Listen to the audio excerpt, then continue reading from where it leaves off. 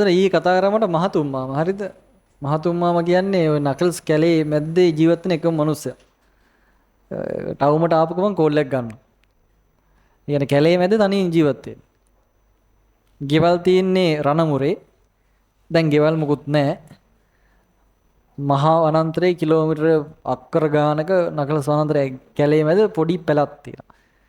කේම්පිවාඩි කියන්නේ ඒකට. කේම්පිවාඩි අහලා තියෙනවද? කේම්පිවාඩි ඉස්සර ඔය දැන් අපේ මිනිස්සු ඉස්සර ජීවත් වුණේ කඳුවලනේ. ඒතර ඉස්සර එනසල් වගා තිබ්බා. එනසල් වගා කරලා ඒ වගේ ඒව කර තියාගෙන ඔය වත්තේගම පැත්තට එහෙම එනවා. අපිට දැන් මේ බුදුහමෝ කැලේ කිව්වට නෑ. ඉතින් ඒ කාලේ ඉතින් නුවරම සම්පූර්ණ ඔය කැලේ තමයි.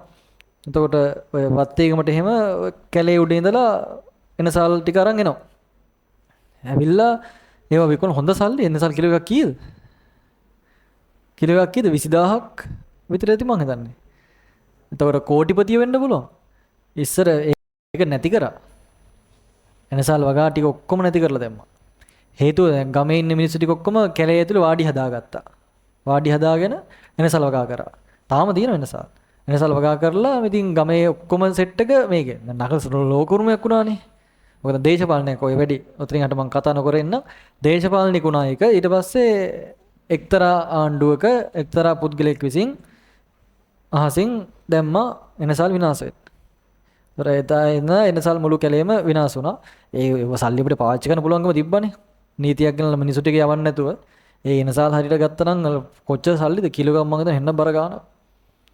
ඊට පස්සේ ඒ මිනිස්සු ටික යවන්නේ ලෝක උරුමයක් නිසා මම හිතන වෙන්නේ නැති කරන්න මම දන්නේ නැහැ සිද්ධිය. කොහොම හරි ඒක විනාශ කරා. බෑ අදට එක මිනිස්සු ජීවත් වෙනවා. එක මිනිස්සෙයි. මහතුමාම.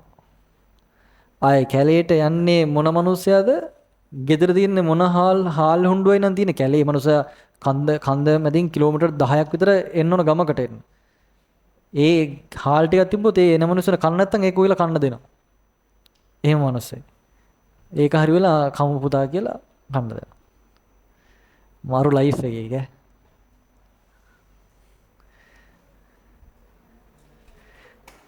හැබැයි ඉතින් ඔය කැලේ ගිහලා අතරමඟ මිනිස්සු එහෙම ඔක්කොම යන්නේ අන්තිමට මහතුමාම හොයන්න තමයි. මහතුමාම නකල්ස් කැලේ හැම අගක් මුලක්ම කොලයක්ම හැම එකක්ම දානවා. හිතන්නකෝ සෙරපු දෙයක් නැති මිනිස්සෙක් කොයි මහා කැලේ ජීවත් වෙනවා කියන්නේ. නේ කන්න බල ඔක්කොම යක්කු වගේ තමයි ඉතින් ආයේ.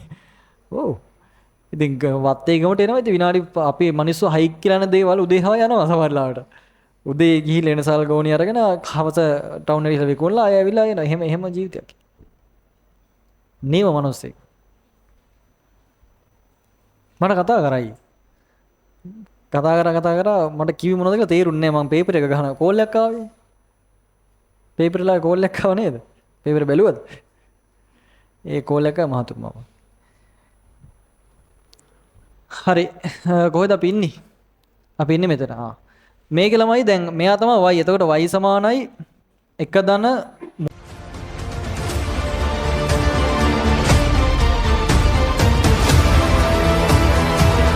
අද්විතීය සංයුක්ත ගණිතයේ ගවේෂණාත්මක සන්නාමය මදුෂාන් නිරංජන්. එයින කියන්නෙම ටාගට් වලට